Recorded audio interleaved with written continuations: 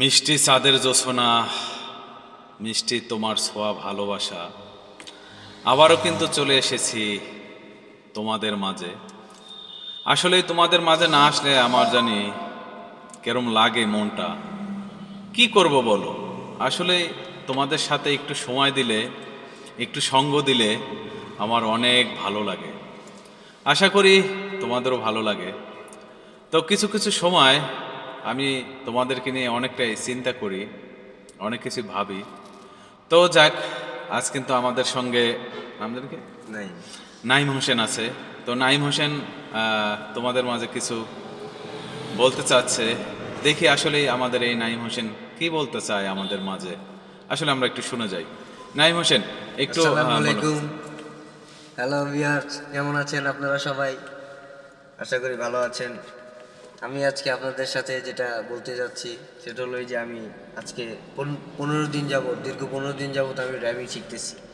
আমি প্রথম ভেবেছিলাম যে আমি এটা পারবো না বা অন্যরকম লেগেছে, কিন্তু এই যে আমার সাথে বসে আছেন আমার ওস্তাদ, মোহাম্মদ মুজিবুর রহমান।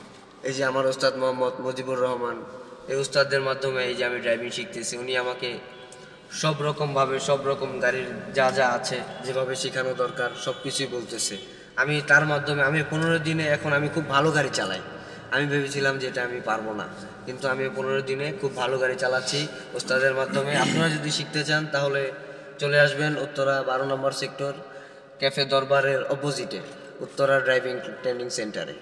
এখানে আমাদের ওস্তাদ আছেন মুজিবুর ওস্তাদ। উনি অনেক ভালো ড্রাইভিং শেখান, উনি অনেক ভালো। ওনার কাছে যেই শিখবে সেই শুধু শিখতেই চাবে।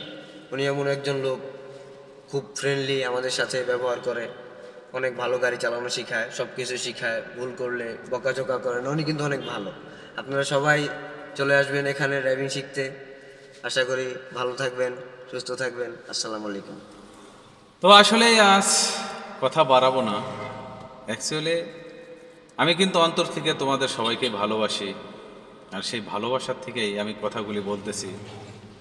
তোমরা যারা এই ড্রাইভিং শেখার ইচ্ছুক আছো, আমি বলবো না যে আমার কাছে আসো, তোমাদের যেখানে ভালো লাগে তোমরা যেতে পারো।